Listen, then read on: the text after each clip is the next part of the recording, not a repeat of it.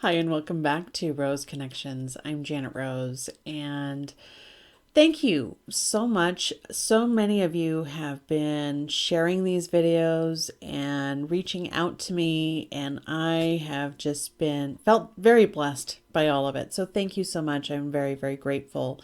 Please, yes, like, share, subscribe, do all those fun things. If these videos resonate, if they touch on a chord of truth for you, then please share it with others who might also benefit from that chord of truth. And I definitely want to hear from you. I've gotten a comment or two and an email, and thank you again. Just very grateful for that. Please, let's continue the conversation. Today is about radiant resilience. So, radiant resilience is one of those three components that I talk about frequently on this channel. It has its own hashtag, all that fun stuff. But radiant resilience is about the skill set needed in order to be able to lead with vulnerability. And when we lead from a place of vulnerability, it means that we have examined our own stuff. We know what our own stuff is. We own it. And we are able to see other people with a clarity of understanding. We're able to see them for who they really are. And so then when we step into this place of radiant resilience, when we have worked through our own trauma, we have recognized the trauma in others, then we can show up as leaders in the rest of the world to create that same effect for the rest of the world. And so I focus a lot on a trauma-informed society because I believe that if we were to really recognize that all of us have been through some stuff and we just make some small adjustments in how we approach that stuff and each other and our policies, recognizing the ways in which it might trigger that stuff or the ways in which that can impact us on those big picture levels, much less our individual relationships. When we recognize that and we're able to respond appropriately, then we actually create this increased safety for people to really just be who they really are and to feel accepted and valued for who they really are. So today's topic is all about shame. Shame has no shelf life. I love that phrase for myself because when I think of shame, the image that comes to mind is it's as if I've been given a bottle full of toxic waste. This is all the toxic bullshit that I have been told about myself. I'm too much this. I'm not enough that. I'm, not good enough to go to, to be an attorney or to go to this type of school or whatever. Those things actually did happen in my life, and those things were actually told to me in my life. But all of that gets bottled up into this toxic waste depository. And it just becomes another bottle on the shelf. It's corrosive. It exposes our human vulnerability. It makes us feel insecure. And that bottle can erupt at any time. It could just randomly burst and eat through everything that we are. It can pull the rug out from under us for years even. Toxic shame and guilt accumulate on these shelves. Imagine apothecary shelves behind me. It's just another thing that we put up on the shelf, hoping that it doesn't just explode one day. But its very presence threatens us. It hurts us. It reminds us that we're not enough. If you look up different quotes on shame, and there are so many wonderful, brilliant quotes, but one of my favorites, two of my favorites, are both from Brene Brown. The first one is, shame is the warm feeling that washes over us, making us feel small and flawed and never good enough. And another one is, shame corrodes the very part of us that believes that we are capable of change. That word corrode is why I keep going to this toxic waste image, because when we are being shamed by somebody else, it feels like they're just dumping all this toxic waste onto us. And what are we supposed to do? Especially when we're being shamed for something that we really can't control about ourselves. For example, I remember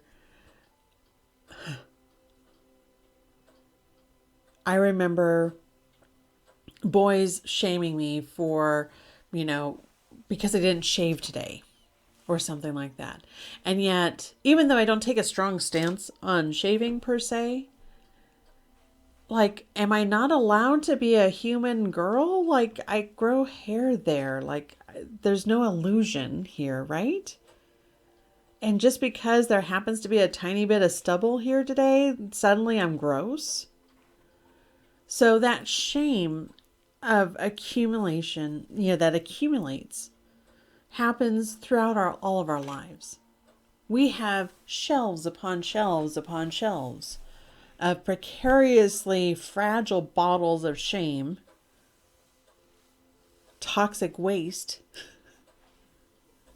threatening us at any given moment. Some people are impervious to shame, and I kind of question that. But most of us aren't. Most of us have been through some stuff. And most of us would feel a little disrupted if one of those bottles just burst. And what happens when we purposely use shame to control others, to make them perform, to make them do what we want? When we purposely use shame to do that, we're either putting a new bottle up there with a brand new, fully formed toxic waste dump, or we're just poking holes in the fragile bottles that are already on the shelves. Either way, are we doing that for their betterment? Or are we doing that to make ourselves feel superior? Because I've met so many leaders in my time, and so many extraordinarily amazing leaders. But I've met some really horrible ones. And the horrible ones are the ones who think that shame is a good motivator. That if you just shame them into doing what they're told, then you're going to get peak performance out of them. And in fact, I'm sure that someone is making money today, giving a speech, giving a talk that essentially is about the weaponization of shame. And yet, when we have to resort to making someone feel small in order to get their best, do you really think that we're going to be getting their best? Because when someone is feeling small, they're feeling closed off. They're feeling defensive. They have their shields raised. Do you think that you are getting peak creativity out of them? Because creativity is the skill set that we actually need in this world right now. Being able to be adaptable to changing situations has proven to be very difficult for our economy. So creativity and adaptability is actually a skill set we absolutely need right now. But when we make people feel small, when we put them on the defensive, when we attack them for normal human things like, oh my God, you set some normal human boundaries about when you're going to answer the phone for work, of things that make them feel bad for being who they are, That's not success, my friends. That's definitely not leadership. Because at that point, all you're doing is you're getting the bare minimum out of someone.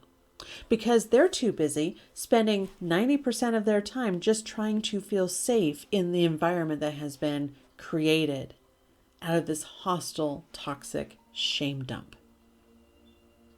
And then once you issue that shame, it just sits there on that shelf.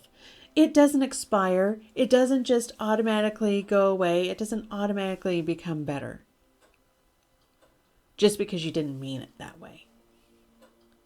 Because if it's felt that way, and if it's intended to provoke someone into feeling less than, then all we're doing is we're feeding these patterns of superiority that are already a problem for us. These patterns of superiority have already created the problems that we're seeing right now. We don't need more of that, okay? What we do need is we do need people who understand their worth enough to make that grow. And to collaborate together so that all of us are living our best selves and creating a better world for us. When we anchor ourselves to empathy, we anchor ourselves to our own experience, to our own feelings, and to our own shame shelf experience. But when we anchor ourselves to empathy, when we are able to see someone and say, you know what? Oh my gosh, I wonder what they're going through right now. Let's just find out how they're doing. Instead of shaming them for whatever expectation they may have failed on. When we respond with curiosity and empathy, we create a zone of safety around us. We allow people to feel like they have permission to be themselves. And when someone feels safe enough and stable enough to be themselves, extraordinary things are possible. That's when we truly see the magnificence of what each of us can bring to the table. My own experience with this, and I'll just share one story and then I'll be done. Two small stories. My kids have been going to an art school since it started, since the day it opened. And so I was on those early school committees. And they opened up in a neighborhood that is 86% free and reduced lunch. They grandfathered in all of these kids from the previous school that they had taken over. And no, it wasn't a charter school. And yes, I know the difference. The model of the school was this arts integrated approach, which I felt was super innovative. And I remember the first year, they really felt very let down, the educators who had started this, because the kids weren't really engaging with the arts. They really didn't understand, like, no, you have the freedom. Go create. Dance your heart out. And they couldn't understand the reluctance of these kids. So anchoring myself to my own empathy, anchoring myself to my own experience, I remembered when I was in high school, a sophomore in high school,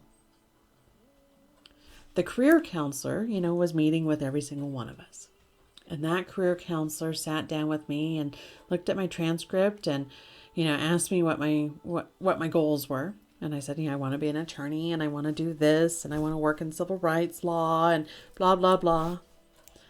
And he looked at me and he looked at my transcript, not even my transcript, just my demographics, and said, well, kids like you really you probably need to stay home and work. And, I just don't think that you have what it takes to really become a lawyer. But, there's a paralegal program just down the street that you can settle for. And he was talking me and pushing me into settling for something less. Trying to make me feel less than, so that he could feel better about himself and his own skill set as a counselor. He thought he was dropping realism on me, when in fact, he was just making me more and more ashamed for who I was. Ironically, I had straight A's and I was taking senior level classes. But I had this experience of this man looking at the fact that I was Latina and making a judgment about me for that, trying to make me feel less than. I was fortunate in that I had so many voices telling me otherwise that I could resist that particular instance. So when I look at these kids that were in this school and why they weren't responding to the arts education, I remembered that experience because the other kids that he did that to, some of them did settle. Some of them believed what he told them about themselves, that they weren't worth anything. These kids too were being told their entire lives, your voice doesn't matter. You're not worth anything. Who could love you? Some of them coming from abused homes, some of them just trying to survive in poverty. And so it took the school recognizing that they needed to build a trust with these kids, that they needed to provide that anchor of empathy to let them know we understand that expressing yourself is really scary because it's trying to set aside all of those shaming messages that you've been given either by one person in your life or by everyone in your life. It doesn't matter because all it takes is one of those things to hold us back and tie us down and keep us from feeling our fullest, greatest self.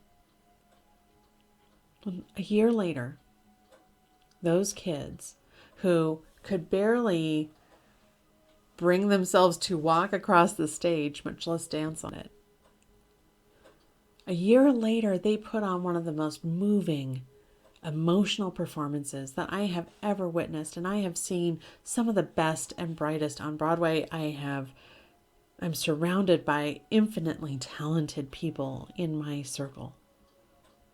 And nothing has moved me so much as witnessing that performance from those kids, because that was true self-expression and that was true freedom in that acceptance and understanding for who they are. Because the school chose to stop adding shame to the shelf.